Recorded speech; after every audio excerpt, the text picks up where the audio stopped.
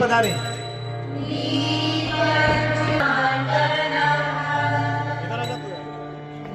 भैया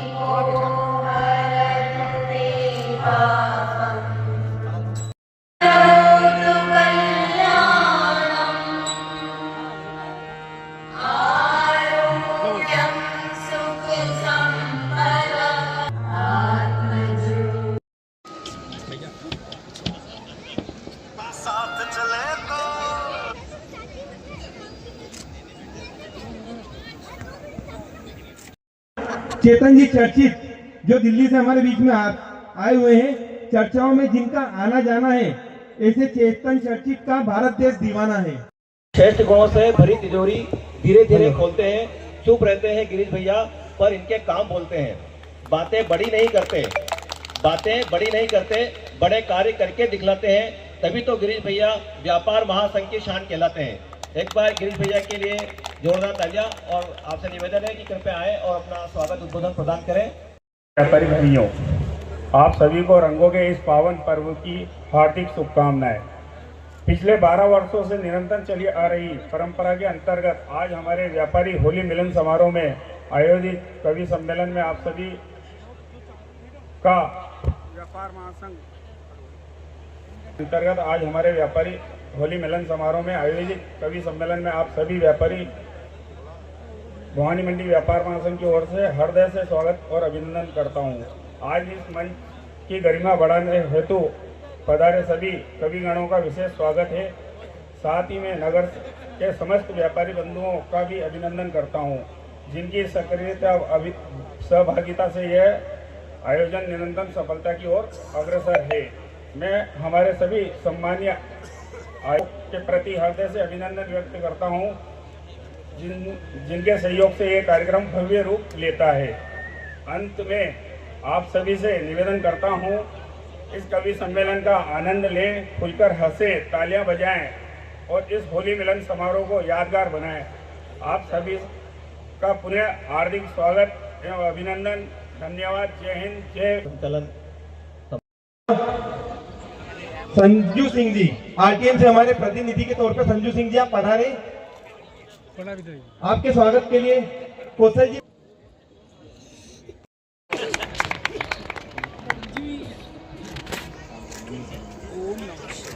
कार्यक्रम में चेतन जी चर्चित का स्वागत के लिए श्री लक्की जी मार्कवाड़ी महासचिव कोषाध्यक्ष, चेतन जी,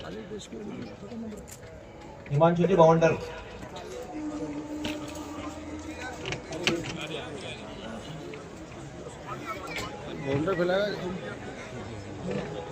छोटा सा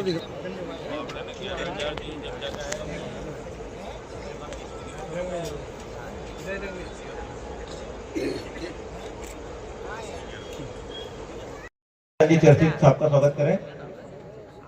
रोहित जी जन्नाट का स्वागत के लिए श्री राजेश जी राठौड़, श्री मनिंदर सिंह जी भाटिया और श्री ब्रजेश जी जागीर साहब, आपसे निवेदन है कि आए और रोहित जी जन्नाट साहब का स्वागत करें।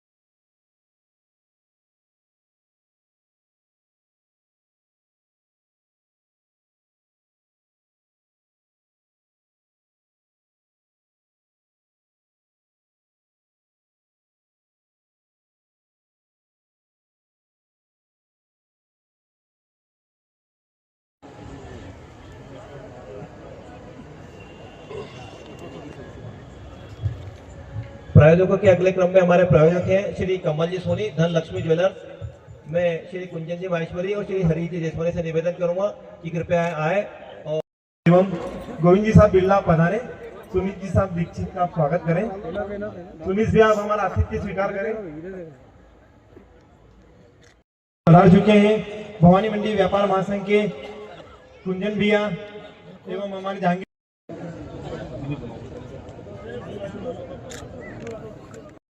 रवि जी जवानानी एवं डॉक्टर भारत सिंह जी आप पधारे।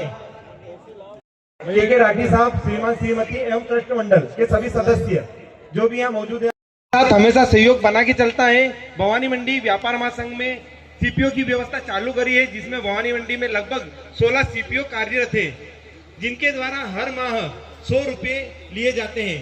हर माह की 1 तारीख को 1-2 तारीख के आसपास 100 रुपए लिए जाते हैं।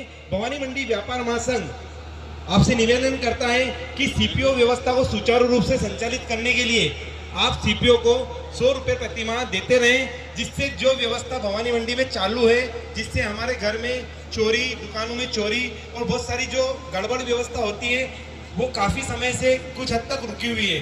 अगर हम इस व्यवस्था को मती जी आप पधारें और भवानी मंडी व्यापार महासंघ का आतिथ्य सत्कार ग्रहण करें।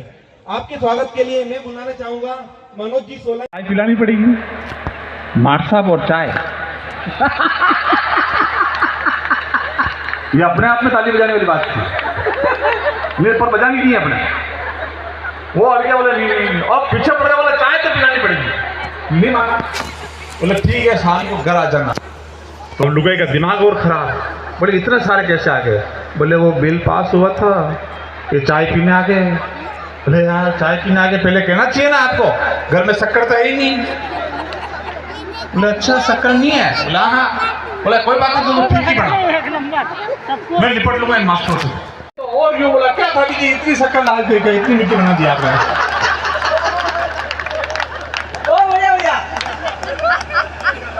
थोड़ा मैं शुरू नहीं हुआ, माइंड टेस्ट कर रहा हूँ अब तक मैं।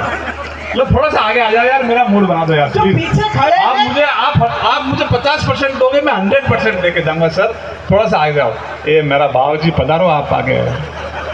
अच्छा गिरीश भाई, मैं परसों के दिन हजूर साहब नांदेड़ गया था। आपको गांव का, छोटे से गांव का रहने वाला, और सुनना दिमाग से मजे लेना। तू भी पहली बार मैं बहुत नया सुना के जाऊंगा। हाँ क्या हो गया भाई साहब, बैठो ना, हमें 15 मिनट की बात हो रही है। पूछ करके कोई किताब पढ़ रहे हैं गार्डन में बैठे बैठे, और पन्ना लाल जी आंटी जी के साथ में कमरे में है। बोले नालायक बदतमीज, तू ये सब देख क्या आया है? बोले ये सब क्या देखा, उनका बंटी भी मेरी तरह बालकनी में ही खड़ा है। आएगा 4 दिन बाद समझ में आएगा, नहीं तो कभी बंटी को बालकनी में भेजो। मुस्कुराती जिंदगानी बहुत अच्छी लगती है साहब। हम लोग इस मोबाइल के चक्कर में है, चमन के क्या डालियां बताएंगी और हमारी बात पहुंचेगी। आपकी घनघोर तालियां और चेतन चर्चित माइक पर आकर अपना चर्चित अंदाज आपके सामने रखेंगे कि कौन कितना भूखा है। थालियां बताएंगी, हाल है चमन के क्या डालियां बताएंगी, और मेरी बात, हमारी बात पहुंचेगी आपके दिलों तक जब हमको आप लोगों की तालियां बताएंगी। एक बार जोरदार तालियां भाई चेतन चर्चित दिल्ली।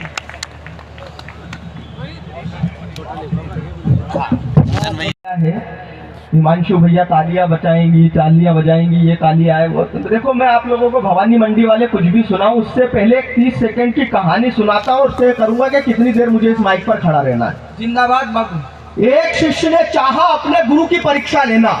भवानी मंडी वालों, अगर यहाँ से मेरी और वहां से आपकी भूमिका तय हो जाए तो जरा रंग डाल देना इस आयोजन पर। एक शिष्य ने चाहा अपने गुरु की परीक्षा लेना, उसने अपने दोनों हाथों के बीच में एक तितली दबाई, गुरु के पास पहुंचा। पहले से तय किया हुआ था, गुरु ने कहा तितली जिंदा है तो दोनों हाथों को दबा दूंगा, तितली को मार दूंगा और गुरु जी का चमत्कार खत्म हो जाएगा। गुरु ने कहा कि तितली मरी हुई है तो दोनों हाथों को आकाश में ले जाऊंगा, तितली फिजाओं में उड़ जाएगी और गुरु जी का चमत्कार फिर खत्म हो जाएगा। दोनों ही स्थिति में चमत्कार खत्म। मेरी और वहां से आपकी जिम्मेदारी तय हो, जरा बताना मुझे। दोनों ही स्थिति में गुरु जी का चमत्कार खत्म था। गुरु ने कहा इस तितली की जिंदगी तेरे दोनों हाथों के बीच में है, तू चाहेगा तो जिंदा रहेगी, तू चाहेगा तो मर जाएगी। आज के इस कवि सम्मेलन की भी जिंदगी आपके दोनों हाथों के बीच में है। आपकी ये तालियां चाहेंगी तो मैं जिंदा रहूंगा, नहीं तो गिरीश जी स्टेज से कूद के आत्महत्या कर लूंगा मैं। मैं सच बता रहा हूँ आप लोग, यार टेंशन तनाव मैं बता रहा ना, रोहित ने बहुत अच्छा सुनाया, इतनी सारी चीजें सुनाई, हिमांशु भाई कमाल का संचालन कर रहे हैं। मैं तो बता रहा हूँ सर, हास्य और परेशानी कहीं से भी आ सकती है, कहीं से भी आ सकती है। हास्य कहीं से भी उत्पन्न हो सकता है, परेशानी कहीं से भी आ सकती है। मेरा एक दोस्त जा रहा था, उसने दीवार पे देखा, लिखा हुआ था पढ़ने वाला गधा है, और वो पढ़ चुका था। कहीं से भी परेशानी हो सकती है, लिखने वाला गधा है। मत बजाओ, रहने तो रहने दो, आप भी मत बजाओ, कोई जरूरी नहीं है। मजे में रहो यार, आनंद में रहो। मैं तो सच बता रहा हूँ आप लोगों को, मैं बहुत समझदार व्यक्ति हूँ सर। ये मेरी हाइट के विषय में रोहित भी कह रहा था, हिमांशु भाई भी कह रहे थे, माइक वाला आया वो भी मजे लेके चला गया। मैं सच बता रहा हूं सर, मेरी हाइट कम है, इसमें मेरी क्या गलती? मेरा जन्म मध्य प्रदेश में हुआ, वहां उस समय में यह सरकार थी ही नहीं, जो थी उस समय में इतनी लाइट आती नहीं थी।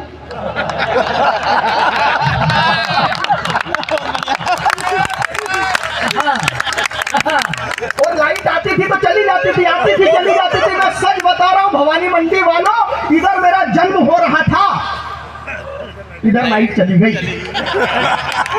जितना हो पाया आपके सामने हो। जरा ढंग से बजाओ यार, मजे में आओ। मैं बहुत समझदार व्यक्ति हूँ, तुम मेरे को हल्के मत लो। क्या आनंद का मामला है। वो एक फिर कूदने लगा वो बच्चा, ये भी कोरोना की पैदाइश ही होगा। हाँ, कोरोना में हम लोगों को काम दिया था ना, वर्क फ्रॉम होम। जैसे कुर्ता पहन के आया। ये बताओ व्यापारियों में कपड़े की दुकान किसकी है? हाँ समझ रहा हूँ, जो माल नहीं बिक रहा था इधर चेप दिया। सारे काले पे, अच्छा काला रंग भी इन्होंने गजब चुना है होली के दिन पे यार। इन्होंने भले होली है पर चंद्र ग्रहण लगा हुआ है। इधर सारी होली मनी हुई है, किसी भी महिला को देख लो, एक भी किसी की एक दूसरे से साड़ी नहीं मिल रही, सबका कलर अलग या सबका एक जैसा लगा हुआ। महिलाएं बड़ी विचित्र। मैं तो सच बता रहा हूँ, आप लोगों को आनंद में रहना चाहिए। मैं बता रहा हूँ ना, मैं बहुत समझदार व्यक्ति हूँ। मेरे तो मास्टर जी ने हमें निबंध लिखने को दिया, जरा भवानी मंडी वालों रंग में आ जाना, जितनी देर रहूंगा पूरा मजा देके जाऊंगा। वो मुझे वो मास्टर जी ने निबंध लिखने को दिया, बोले चेतन निबंध लिख, दिवाली पे निबंध लिखने को दिया। मैं समझदार व्यक्ति, मैंने लिखा दिवाली हिंदुओं का प्रमुख त्योहार है। इस दिन हम नए कपड़े पहनते हैं, दीप जला के दीपों का त्योहार मनाते हैं, पटाखे फोड़ते हैं, लेकिन कुछ लोग इस दिन जुआ खेलते हैं। अच्छा इधर भी जुआ खेलना अच्छी बात नहीं है, हमें जुआ नहीं खेलना चाहिए। मैंने कॉपी जमा कर दी मास्टर जी को, मेरी बात बढ़िया लग गई। भवानी मंडी वालों 10 में से 10 नंबर दिए मुझे। अगले महीने फिर यूनिट टेस्ट आ गया और निबंध बदल दिया। मैं समझदार व्यक्ति, मैंने लिखा होली हिंदुओं का प्रमुख त्योहार है, इस दिन हम पुराने कपड़े पहनते हैं।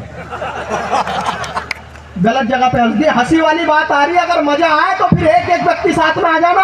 इस दिन हम पुराने कपड़े पहनते हैं, रंग लगा के रंगों का त्योहार मनाते हैं, लेकिन कुछ लोग इस दिन भी जुआ खेलते हैं। जुआ खेलना अच्छी बात नहीं है, हमें जुआ नहीं खेलना चाहिए। मैंने कॉपी फिर जमा कर दी मास्टर जी को, फिर बढ़िया लग गई, फिर 10 में से 10 नंबर दिए। लेकिन वो मेरी ट्रिक समझ गए कि हर बार जुआ फंसा के 10 में से 10 ले जाता है। अगले महीने के यूनिट टेस्ट में उन्होंने तय करा, ऐसा निबंध लिखने को दूंगा, देखता हूं कैसे जुआ फंसाता है। मैं समझदार व्यक्ति, उन्होंने निबंध लिखने को दिया, पेड़ पे लिख। हेलो, मैंने लिखा पर्यावरण की सुरक्षा के लिए पेड़ लगाना बेहद जरूरी है। पेड़ कार्बन डाइऑक्साइड लेके ऑक्सीजन छोड़ती है, लेकिन कुछ लोग उधर से पुष्पेंद्र जी बोल रहे पेड़ के नीचे तो ऐसा नहीं है भाई साहब, यहाँ के लोग ऐसा नहीं करते। ये बहुत समझदार है, ये पहले पेड़ काटते हैं, उसकी टेबल कुर्सी बनवाते हैं। जुआ नहीं खेलता, जोरदार ताली बजाते हैं। हाँ, मैं सच बता रहा हूँ आप लोगों को, मजे में रहना चाहिए, आनंद में। मैं यहाँ आया, वाकई में बड़ा अच्छा लगा मुझे यहाँ आकर के। पहली बार आपके शहर में आया, भवानी मंडी में। हिमांशु भाई ने बताया, मैं मध्य प्रदेश पचोर का रहने वाला हूँ। आज हिंदी कवि सम्मेलन मंचों में मुझे 8 साल से अधिक समय हो गया, मैंने कभी मंच से नहीं कहा, लेकिन एक बात आज यहाँ पर खड़े होकर के कहने जा रहा हूँ। मेरा जन्म इसी झालावाड़ जिले का है। मेरे पितरों ने इसी झालावाड़ जिले में अपना खून पसीना बहाया। यहाँ केलखोरा कामखेड़ा धाम के पास में जगह है चुरेलिया, जहाँ का मेरा जन्म है, मैं वहाँ का रहने वाला हूँ। मेरी जिंदगी भी भवानी मंडी हो रखी है, आधा मध्य प्रदेश में, आधा राजस्थान में। समझ में ही नहीं आ रहा, मैं सच बता रहा हूँ आप लोगों को। यकीन जानो, आनंद में रहना चाहिए। यहाँ आया, बहुत अच्छा लगा। मुझसे तो आते आदरणीय आशुतोष जी ने, हमारे वो मोबाइल वाले गुप्ता जी ने और गिरीश जी ने मेरे से आते ही पूछा, चेतन ये बताओ भाई साहब खाना छोड़िए।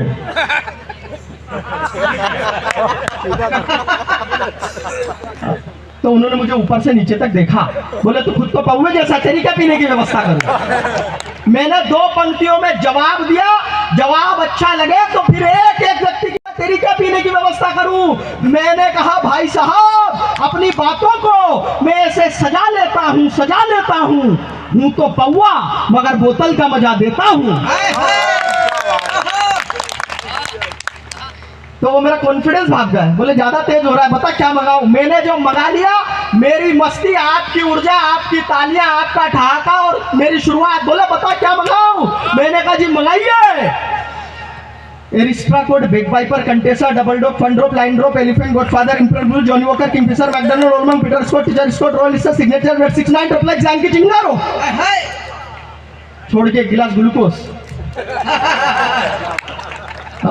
क्योंकि ये सारी चीजें मेरी हाइट ही सपोर्ट नहीं करती। मैं सच बता रहा हूँ आप लोगों को, मेरी स्थिति तो ये है। मैं क्या बताऊँ आप लोगों को, ये हिमांशु भाई कह रहे थे, मैं यकीन जानो, भवानी मंडी वालों एक कार्यक्रम खत्म हुआ, वो मैं कैब वैब दिल्ली में क्या कि वो कैब बुलानी पड़ती है, वो मैंने कैब बुला रहा था, आ नहीं रही थी, ऐसी जगह फंसा हुआ था, कैब आ नहीं रही थी, वो टैक्सी आ नहीं रही थी। तो वहाँ उस कार्यक्रम में जो है वो एक महिला थी, खूबसूरत सी, बड़ी अच्छी सी, उसने मुझे उसने देख लिया, तो बोले चेतन जी क्या हुआ, कैब बुला रहे हैं। मैंने कहा बोले बहुत रात हो गई है, कैब मत बुलाइए, यही पास ही में मेरा घर है, वहाँ चलिए। मैंने कहा यार ठीक है, वहीं चल दिया मैं। तो यकीन जानो, सच बता रहा हूँ, उन्होंने जाते ही मुझसे बोला शर्ट उतारो।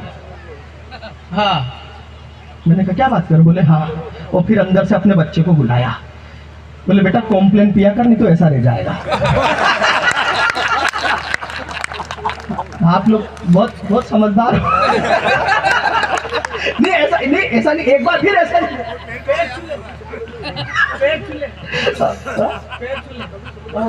मैं बता रहा ना आपको, ये सुनील जी इधर से कुछ कह रहे हैं, ये देखो देश के बड़े कवि हैं, सच में यकीन जानो देश के बहुत बड़े कवि हैं ये। आपके यहाँ तो 3 बार पहले भी आ चुका, आज इनका चौथा है।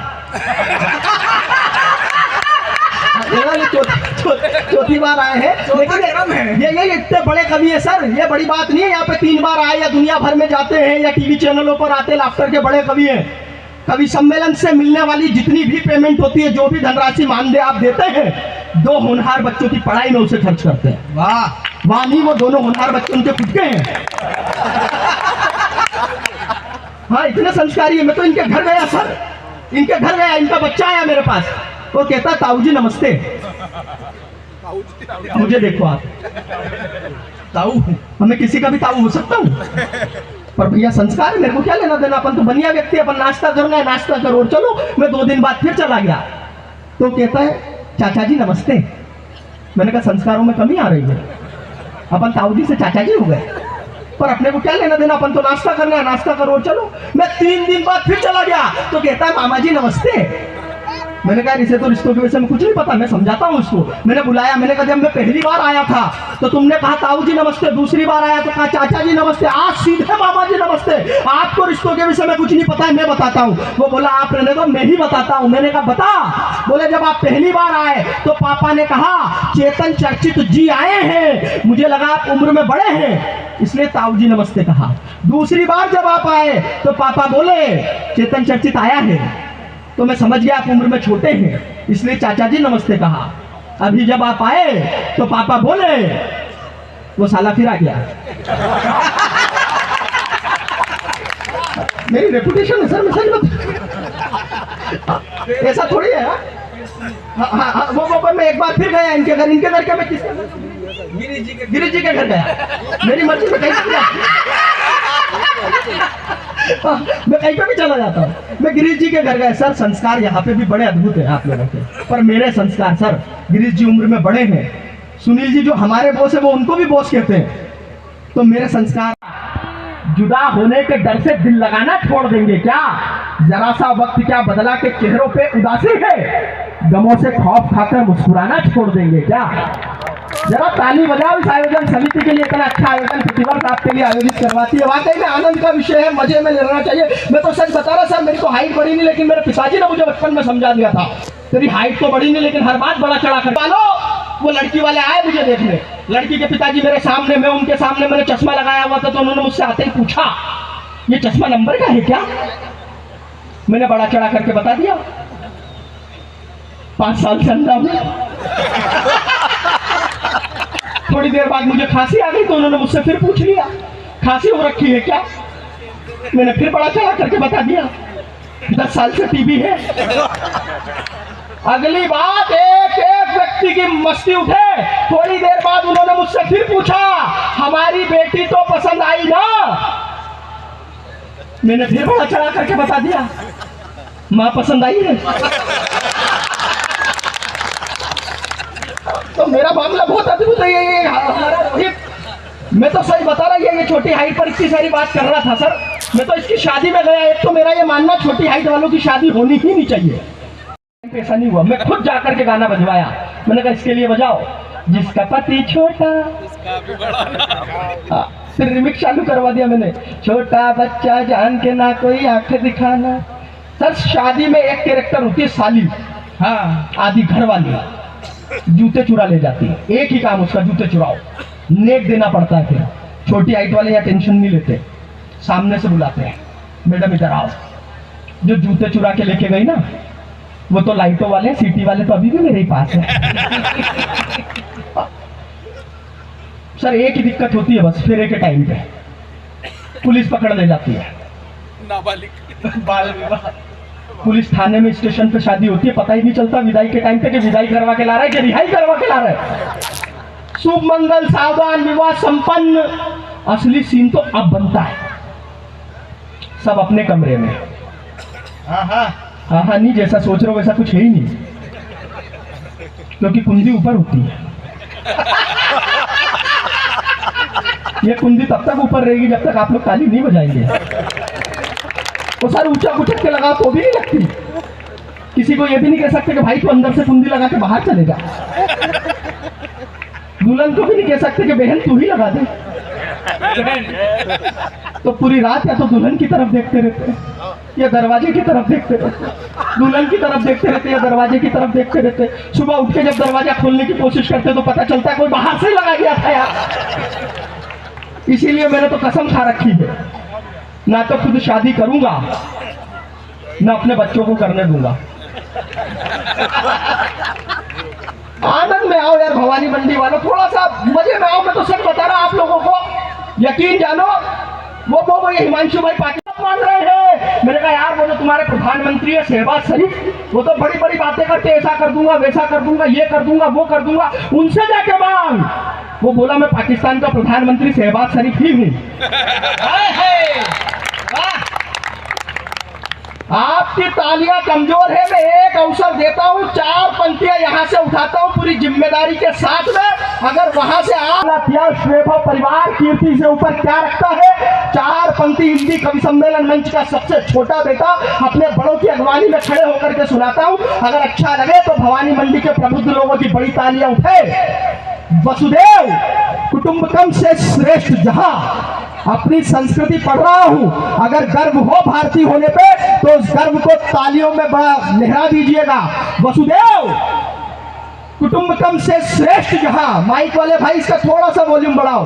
वसुदेव कुटुंबकम से श्रेष्ठ जहां, राष्ट्र एकता का कोई कर्म नहीं होता है, देश की अखंडता पे हमलों को देखकर लहू मात्र कायरों का कर्म नहीं होता। क्या बात है, वाह। मुझे उम्मीद नहीं थी कि इतनी भी तालियां बजेंगी। मेरा हौसला बढ़ा। अब मुझे यकीन है कि चौथी पंक्ति पर एक एक हाथ हवा बढ़िया, ये तो आपको जवाब देगी, लेकिन उसका कोई जवाब नहीं। 3-4 दिन तक ये क्रम चलता रहा। मैं लिखता रहा, फेंकता रहा, वो आती रही, उठाती रही, ले जाती रही, लेकिन उसका कोई जवाब नहीं। तो मेरा दिमाग खराब। मैंने पूरी हिम्मत करी, उसके घर गया और उसके पड़ोसी से पूछी, क्योंकि माँ बाप से पूछने की हिम्मत तो मेरे में भी नहीं थी। अब मैंने उसके पड़ोसी से पूछी, मैंने कहा आपके पड़ोस वाली लड़की मेरे घर के सामने से रोज निकलती है, एक समय पे मेरा फेंका हुआ लव लेटर भी उठाती है, लेके भी जाती है, कोई जवाब नहीं देती। कारण क्या है? उसका कारण वहां से आपकी मस्ती उठेगी तो मुझे अच्छा लगेगा। मैंने कहा मेरे घर के सामने से रोज निकलती है, मेरा फेंका हुआ लव लेटर भी उठाती है, लेके भी जाती है, कोई जवाब नहीं देती। कारण क्या है? बोले चेतन तू तो बेवकूफ है, वो तेरा। मुझे सपरिवार देखने आई।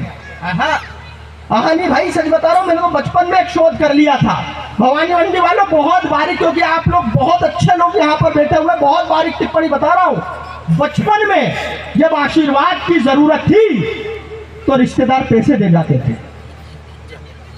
आज पैसों की है, आशीर्वाद दे के निकल जाते हैं। मामला इतना अद्भुत है। मैं सच बता रहा हूँ, उससे कहा भागा कर, तो मेरे पड़ोसी के साथ भाग गई। बड़ी दिक्कत हो जाती है। मैं सच बता रहा आप लोगों को। एक बार एक लड़की मुझे सपरिवार देखने आई, साथ में अपनी कमाऊ माँ और गृहिणी पिता को लाई। मैं किचन में मेहमानों के लिए चाय करवा रहा था। मैं किचन में, एक तो सर मैं बता रहा ना, मुझे चाय बड़ी पसंद है, हर थोड़ी थोड़ी देर में चाय चाहिए। वो मैं घर पे बैठ के चाय पी रहा था, इतने में मेरी बाबू का फोन आया। बाबू, अब बाबू ही होती है। एक तो मैं बता रहा आप लोगों को, ये जो प्यार और भ्रष्टाचार है ना, ये कभी खत्म ही नहीं हो सकता इस देश से। बस बाबू बदल जाती है। अच्छी बात है, पर अच्छी बात है तो क्या फर्क पड़ा इन लोगों को।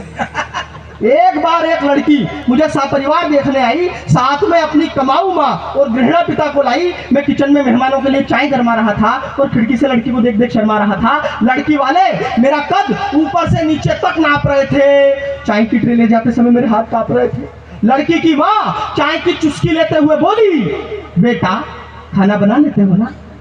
पिताजी ने अपने मतलब का सवाल पूछा। झाड़ू पोछा तो लगा लेते हो ना? जवाब में हमारे पिताजी बोले, हमारा बेटा सर्वगुण संपन्न है, इसे सब कुछ आता है, बिल्कुल बेल जैसा एकदम सीधा साधा है। लड़की वालों ने थोड़ा थोड़ा और हमने भरपेट नाश्ता किया। लड़की वालों ने थोड़ा थोड़ा और हमने भरपेट नाश्ता किया। फिर मुझे लड़की के साथ अकेले में बात करने का मौका दिया। वो हम दोनों को भेज दिया कमरे में अकेले में बात करने के लिए। से भेज देते ना, आपस में समझ जाओ, बात करो, आपस में देख लो एक दूसरे को। भवानी मंडी वालों इतने संस्कारी थे हम, 30 मिनट तक पिन ड्रॉप साइलेंट, ना मैं कुछ बोला ना वो कुछ बोली। फिर 30 मिनट बाद हिम्मत करके मैं ही बोला, बहन आप कितने भाई बहन हैं? फिर वो बोली, अब तक तो 2 थे। हम दोनों को अकेले में बात करने का मौका दिया। लड़की का जैसे जैसे सवाल मेरी तरफ आ रहा था, मैं शर्माते हुए शर्ट की कॉलर चबा रहा था। हम दोनों अपने भविष्य का खाब बुन रहे थे। उधर घर वाले चुपके से हमारी बात सुन रहे थे। वो बोलती जा रही थी, बोलती जा रही थी, बोलती जा रही थी। मैंने अपना मुंह बंद कर लिया। कुछ इस तरह हम दोनों ने एक दूसरे को पसंद कर लिया। फिर ये न्यूज बाहर ब्रेकिंग न्यूज की तरह ले आए, जिसे सुनते ही हम दोनों के घर वाले मुस्काए। चट मंगनी पट ब्याह की बात आई तो लड़की की माँ ने थोड़ा रुको की आवाज लगाई। बोली, हमारी बेटी सरकारी अफसर है, लाख रुपया महीना कमाती है, ऊपर से ऊपर की कमाई भी आती है। भवानी मंडी वालों, थोड़ी तालियां थोड़ी खामोशी के साथ में आपने सुना, लेकिन मैं अंजुम रहबर जी की 4 पंक्तियां पढ़ता हूं। अपने जख्मों को भी आईना बनाया हमने, आपको हंसता हुआ चेहरा दिखाने के लिए। इतना आसान नहीं होता खुद का तमाशा करना, कलेजा चाहिए जमाने को हंसाने के लिए। वाह! तब अगर हंसते हंसाते चाय पिलानी पड़ेगी, मार साहब और चाय। ये अपने आप में ताली बजाने वाली बात थी, मेरे पर बजानी नहीं है अपने। वो और क्या बोले, नहीं, और पीछे पड़ने वाला चाय तो पिलानी पड़ेगी। नहीं माना, बोले ठीक है शाम को घर आ जाना। तो लुगाई का दिमाग और खराब, बोले इतने सारे कैसे आ गए? बोले वो बिल पास हुआ था, ये चाय पीने आ गए। बोले यार चाय पीने आ गए, पहले कहना चाहिए ना आपको, घर में शक्कर तो है ही नहीं। बोले अच्छा शक्कर नहीं है? बोला हाँ। बोला कोई बात नहीं, तुम ठीक ही बना, मैं निपट लूंगा इन मास्टरों से। तो और क्यों बोला क्या था कि इतनी शक्कर डाल दे के इतनी मिट्टी बना दिया आपने?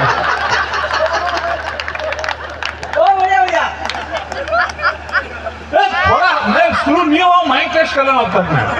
मतलब थोड़ा सा आगे आ जाओ यार, मेरा मूड बना दो यार। पीछे खड़े आप मुझे 50% दोगे, मैं 100% लेके जाऊंगा सर। थोड़ा सा आगे आओ। ये मेरा बाबूजी पधारो, आप आगे। अच्छा गिरीश भाई, मैं परसों के दिन हजूर साहब नांदेड़ गया था।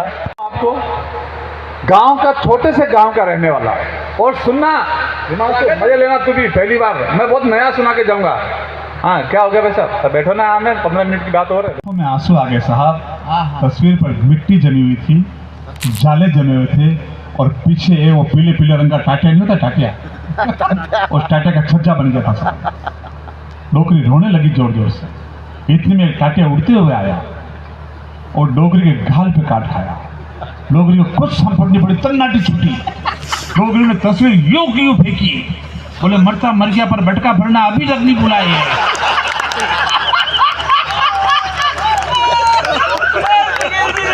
इसका झगड़ा सुप्रीम कोर्ट में निपटा।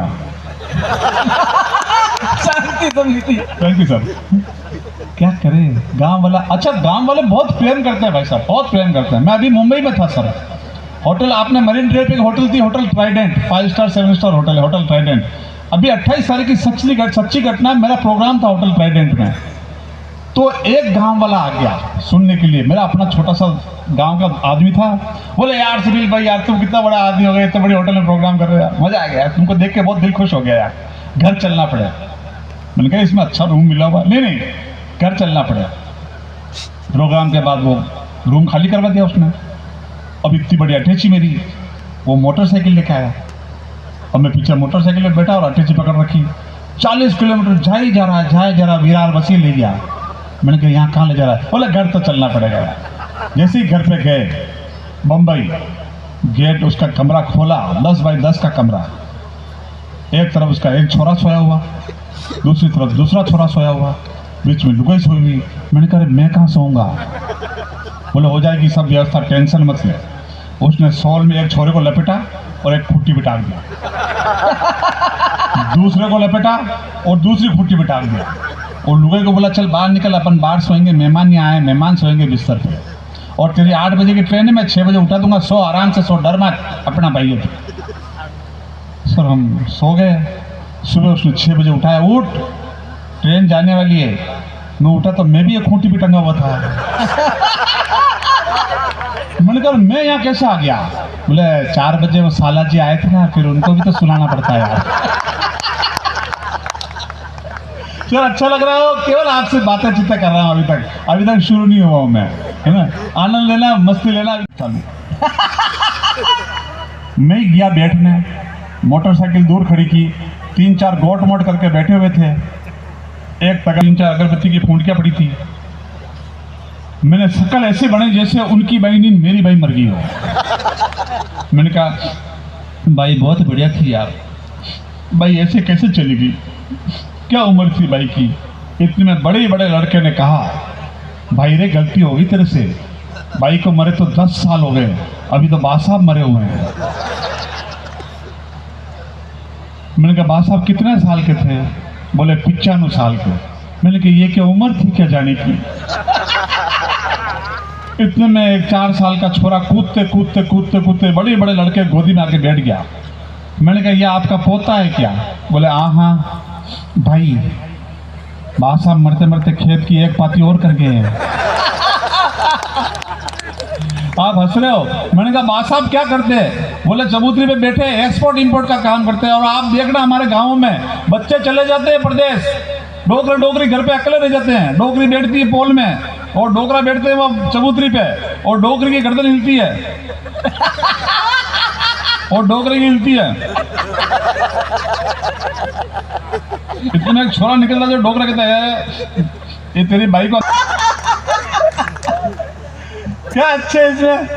मैंने कहा बाद साहब क्या करते हैं? बोले बाद साहब एक्सपोर्ट इंपोर्ट का काम करते हैं। मैंने कहा 95 साल में? बोले हाँ चबूतरी पे बैठ जाते हैं। मैंने कहा चबूतरी पे एक्सपोर्ट इंपोर्ट? बोले हाँ। ऐसे क्या करते हैं? बोले रुकमनी घर से निकलते हैं, खेत में छोड़ जाते हैं, फिर खेत से निकलते घर छोड़ जाते हैं। मेरे को बात साहब इतना चल जाते क्या? बोले नहीं, आंखों ही आंखों से छोड़ जाते हैं। एक बार ठेठ पोल में छोड़ने के चक्कर में बासा नाली में पड़ गए। लेकिन मेरे गांव के कच्ची दीवार की महक में महकते हैं रिश्ते, हंसते खिलखिलाते रोज बनते, पर कभी ना बिगड़ते हैं रिश्ते। रुको ना, आप अकेले बजाओगे ताली? नहीं बजानी, मैं तो ताली मांग रहा हूँ।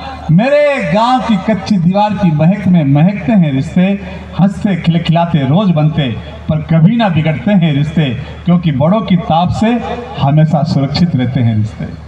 मुसीबत आती है तो दादी के आंचल से लिपट जाते हैं रिश्ते, और दादाजी के खांसने पर घूंघट में सिमट जाते हैं रिश्ते। और दादाजी के खांसने, अगर आपको तो मैं 5 मिनट और ले लूं आपका, अगर आपको तो नारा फॉलो किया, करो या मरो, करो या मरो।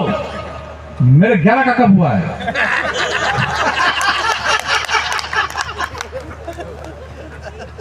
मतलब मेरा दादा ने कभी मेरे दादी को आई लव यू नहीं कहा, उसके बाद भी 11 का कब हुआ है?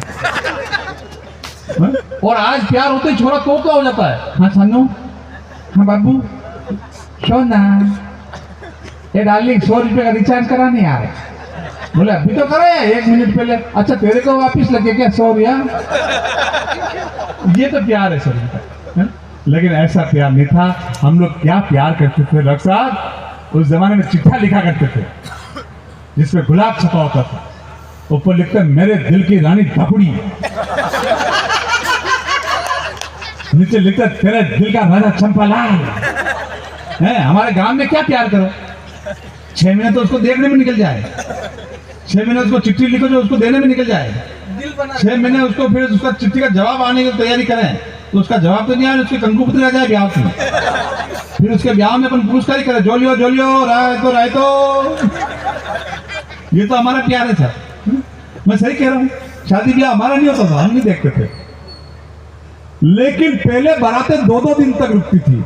जो बड़े लोग बैठे हैं वो जानते होंगे, 2-2 दिन तक बारातें रुकती थी। और आज बारात दिन में जाती है और शाम को वापस लौट आती है। पता ही लगता शादी करने गए कि डाक डालने गए। ये नए बच्चे क्या जानेंगे यार, सही कह रहा हूँ। पता ही लगता था शादी करने गए कि डाक डालने गए।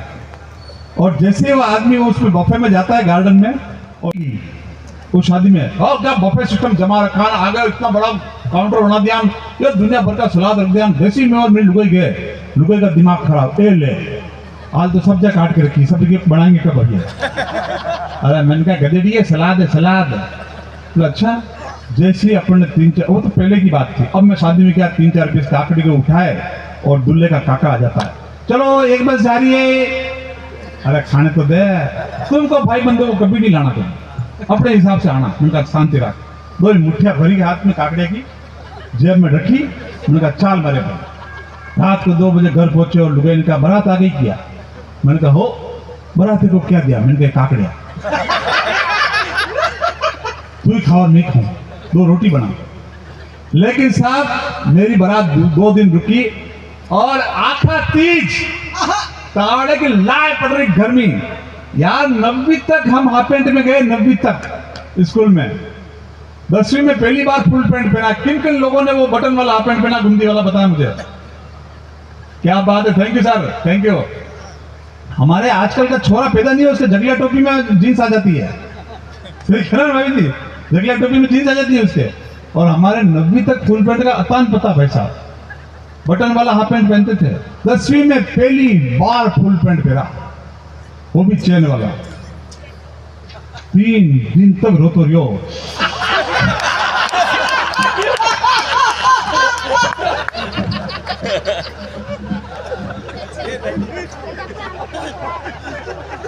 पता है मुझसे ज्यादा कौन जानता है यार। ये हमारा गांव का बचपन था, हमारे गांव के लोग थे हम लोग सब, पता ही नहीं चलता था कभी। हमारे वेस्ट विचित्र कंपटीशन हुआ, आप सुना फिर मजे लेना सोनी साहब नहा। एक आदमी, एक छोरा 8वीं क्लास में हुआ, टूर्नामेंट में होते थे, एक छोरा आया ही नहीं। तो दूसरे दिन मास्टर ने पूछा कल क्यों नहीं आया? बोले मैं हवा बना था, हवा। एक छोरा बम बन के आ गया, बम बन के आ गया। तो दूसरा वो बम डिफ्यूज करने वाला आ गया। उस बापड़े ने ऐसा डिफ्यूज करा उसका बम पूरा तार ही काट दिया उसके सर। ये तो हमारा बचपन का जमाना था सर। अब मेरी विदाई देखना, शादी की विदाई हो रही है साहब। आखा तीज समझते हैं क्या होता है? कुंवारों की आखा तीज यानी आखा तीज होता है। कुंवारों की देव सुईनी एकादशी यानी आखा तीज। गर्मी पड़ रही मई महीना में, यह भयंकर 1:30 बजे विदाई हो रही है। काला कोट, काला पैंट, ये माथे पे साफा इतना बड़ा, टाई बांधनी नहीं आती थी। क्या हुआ पेमेंट बाद में ले लेंगे बेटा, अभी कोई जल्दी नहीं है। पेमेंट बाद में ले लेंगे। पेमेंट कहाँ जा रहा है? पेमेंट बाद में ले लेंगे। ये माथा साफा, क्या चूक जाऊंगा और कुछ नहीं बेटा, चूक जाऊंगा, मेरा नजर उधर ही है। ये काला कोट, काला पैंट, ये माथे पे साफा, टाई बांधनी नहीं आती थी सर।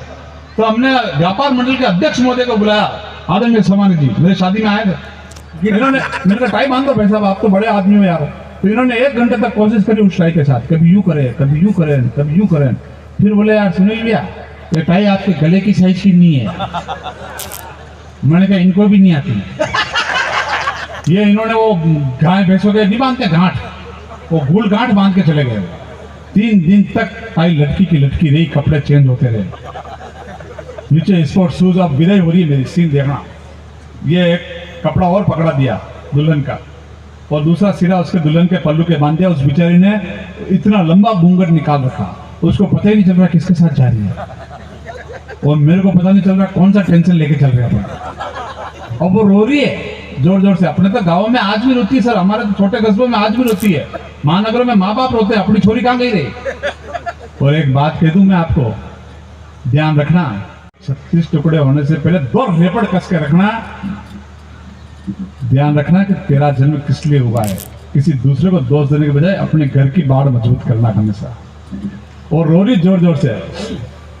कहाँ जा रहे हो? अच्छा मेरे रो रही है ना, आप जा रहे हो यार, देखो नहीं। और वो विदा हो रही है और चल रहे, हम रो रही है, ए मम्मी, ए मम्मी, नहीं जाऊं, और चल रही है। नहीं जाता रुक जा, मेरे को जबरदस्ती थोड़ी खींच रहा हूं यार। इतने में उसकी माँ आई, हमारा राजा बेटा, रो मत बेटा, कल वापस लाएंगे। और हमारा दिमाग खराब, इसको कल वापस ले जा रहे हैं।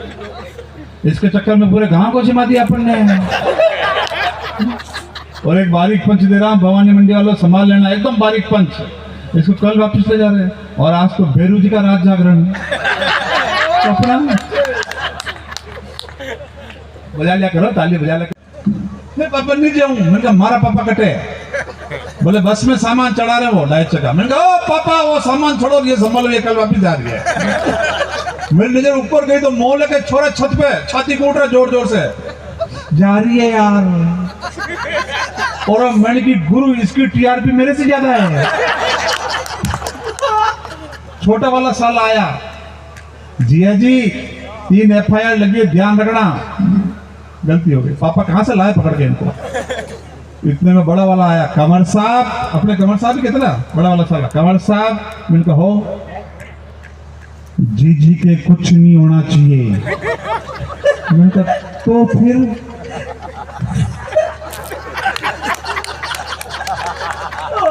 वहां क्या पताशा बांटने ले जा रहे हैं इसको खाली।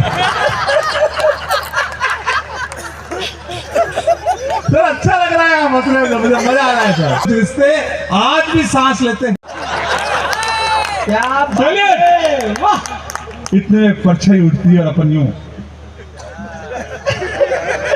और पीछे से बड़ा भाई कहता सुजा सुजा, वो नहीं है, उसकी बड़ी बहन है वो तो।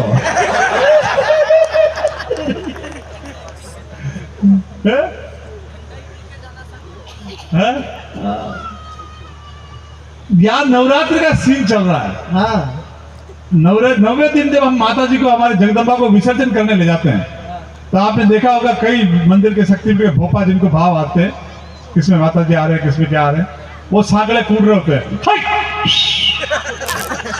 ये सीन चल रहा है सर, आना पूरी।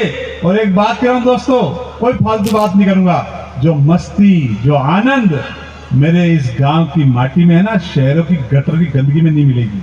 हाय हाय, वाह वाह वाह। मत बजाओ ताली, नहीं बजानी ताली, सौगंध है।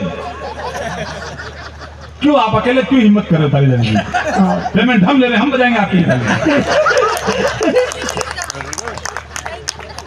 हाँ, ठंडाई पीकर जाना आप सब लोग, और कोई भांग वाली ठंडाई नहीं है, ये अपनी घर की बनी हुई ठंडाई है, मैं कामरोड से लेकर आया हूँ, बहुत ठंडी है। तो अब सीन देखना साहब, वो सीन चल रहा है, बैंड बाजा वाली बैंड बजा रही है, ढोलन ढोल बजा रही है, और बस 10-15 भाव आ रहे हैं। इतने में एक ने बाबा ने जोर से किलकार मारी, सांड भड़क गया। जैसे ही सांड भड़का, बाजा वाले गाया, एक भोपा जी नीमड़ा पे, एक भोपा जी पोल में, एक भोपा जी लारी के नीचे, एक लारी के ऊपर। अब लारी के नीचे वो कह रहे, अब ढंग की ताली बजाओ, नहीं जाने वाले नहीं, अब ताली बजाओ, दोनों हाथ खड़े करके। सांड है कि क्यों? तो लारी के ऊपर कह रहे, सांड लटी घूम रहे हो, ज्यादा मत। दुख आपको पंक्तियां देना चाहता हूं मैं। दुख में से सुख के पल निकालना, हर एक पल को जीना माँ ने सिखाया। आप माता स्वरूपा हो, भली उम्र में मुझसे छोटी हो पर माँ के समान हो। दुख में से सुख के पल निकालना, हर एक पल को जीना माँ ने सिखाया। और 40 रुपए की फटी बनियान पहनने के बाद भी करोड़ों की इज्जत कमाना पिता ने सिखाया। वाह वाह वाह वाह। न मंत्र आता था, न जाप आता था, लेकिन मेरी माँ की आंखों में ईश्वर समाता था। मंदिर कभी जाता नहीं था, लेकिन पिता के झुलसी पीठ पर शिव का डमरू रोता था। उसको नहीं आते थे कोई राग फेरवी, लेकिन सवेरे गट्टी पीसती हुई मुझे गोदी में सुलाती हुई प्रभाती गाती थी ना, तो ऐसे लगता था जैसे सातों स्वर उसके आगे नतमस्तक होकर खड़े हुए। क्योंकि ये मेरी माँ पर लिखी हुई रचना थी ना। आपसे ताली की उम्मीद करता हूँ। आभार, थैंक यू। अब सीन देख रहा, मैं चला गया पूछने, लास्ट मैं चला गया पूछने, तो वहां एक मेन भोपा जी जिनको भाव आ रहे थे, गिरीश भैया सुनना एकदम जबरदस्त सीन है, 1 मिनट मेरी सौगंध है आपको, मेरे सौगंध, बाप जी की सौगंध आपको। लास्ट सीन है, और जैसे ही सीन चल रहा था और खूब भीड़ पड़ रही थी, सब नंबर नहीं आवे। मैंने कहा साइड में 4-5 हिल रहे थे, अरे मैंने कहा इनको पूछो नहीं यार, ये फ्री बैठे हैं। मेरे को देखते ही बाबा चिल्लाए, बोल क्या तकलीफ? मैंने धीरे महाराज, मैं चला जाऊंगा ऑफिस। बोले ओके ओके नो प्रॉब्लम। बोल क्या प्रॉब्लम है? मैंने कहा महाराज छोरा नहीं हो रहा है। वैसे इसमें हंसने की क्या जरूरत है, मेरे को मालूम है क्यों नहीं हो रहा तो। और अच्छा मेरे नहीं हो रहा तो आपको इतना खुश होने की क्या जरूरत आ रही है? मैं जानता हूँ क्या नहीं हो रहा है क्या? मैं बताऊँ क्यों नहीं हो रहा है, और केवल नहीं बता सकता क्यों नहीं हो रहा है। क्योंकि जब मेरी विदाई हो रही थी तो बड़े वाले साला जी ने कहा, कंवर साहब जी के कुछ नहीं होना चाहिए। मैं जाने लगा तो बोले हाय ये बबूत, मैं बबूत लेके जाने लगा। तो उन्होंने 2 लाइन में बात कही थी, मैं 1 लाइन कहूंगा, भवानी मंडी वालों और होली की शुभकामनाएं, ढेरों शुभकामनाएं। 2 लाइन में बात की थी, मैं 1 लाइन में कहूंगा, और 1 लाइन समझ में आया तो अब तक पूरे कवि सम्मेलन में अब तक जितनी ताली नहीं बजी उससे कई गुना बजाकर बताना, इस उत्सव को महोत्सव बनाना, इन सब कार्यकर्ताओं की मेहनत को सलाम करना। बोले हाय, मैं बबूत लेके जाने लगा। बोले पूरी बात सुन गिरीश भैया, पूरी बात सुनो। बबूत लेके जाने लगा। बोले जल्दबाजी मत कर, पूरी बात सुन, एकदम बबूत के भरोसे ही मत रहना रे।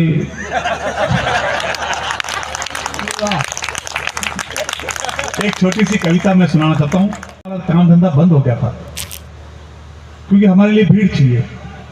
2 साल तक हम घर में बैठे बैठे खुद की लुगाई को देखते थे, क्या करें। तो मैंने कहा यार क्या करूँ, तो मैं खुद डॉक्टर बन गया था। मैंने किताब लाया, 30 दिन में डॉक्टर बनी है, घर बैठे, 15 रुपये की किताब। मैं वो पढ़ी, मैं डॉक्टर बन गया। तो गांव के 2 डॉक्टर आ गए, बोले भैंस को 10, ऊँट को 10 बहुत लग रही है। ऊँट के तो मैंने कहा आधा बाल्टी में सीमेंट डाल के पानी डाल के पिला दे, सारे लीकेज बंद। दूसरे दिन फिर आ गया, बोले ऊँट तो मर गया। मैंने कहा मर गया वो छोड़, 10 बंद भी नहीं है बता। वो 2 डोकरे आ गए। अच्छा गांव में डोकरे बड़ा खतरनाक होता है सर। मैं सही कह रहा, ये 15-15 साल के बच्चे डिप्रेशन के पेशेंट आ रहे हैं कोटा में यार, सुसाइड कर रहे हैं यार, गलत हो रहा है यार। अरे इन बच्चों को समझाओ यार, कोई जरूरी नहीं है। मैं फेल हो गया 8वीं में, तो मेरे दोस्त ने क्या कहा, मेरे पिताजी को फेल हो गया वो 8वीं में, बोले हो जाने देना, अगले साल फिर आ जाएगी परीक्षा। कौन सा कुंभ का मेला जो 12 साल में आएगा। बच्चों पे कभी प्रेशर मत डालना दोस्तों, कभी प्रेशर मत डालना। ये 90-90 साल के डोकरे गांव के नाम नहीं जानते डिप्रेशन का। सुबह मोतियाबिंद का ऑपरेशन हो तो शाम को फिर चबूतरे बैठ जाते हैं।